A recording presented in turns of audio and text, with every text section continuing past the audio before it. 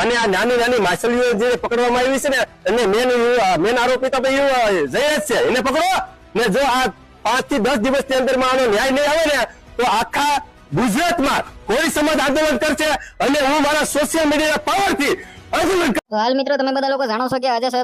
તારીખના રોજ સૌપ્રથમ સૌથી મોટા સમાચાર મળી રહ્યા છે કે ભાઈ પરસોત્તમભાઈ સોલંકીના બંગલા ખાતે હાલ સૌથી મોટી કોળી સમાજની બેઠક છે અને ક્યાંક ને ક્યાંક આ બેઠક પતે પછી ક્યાંક ને ક્યાંક જઈ રહ્યા છે ગાંધીનગર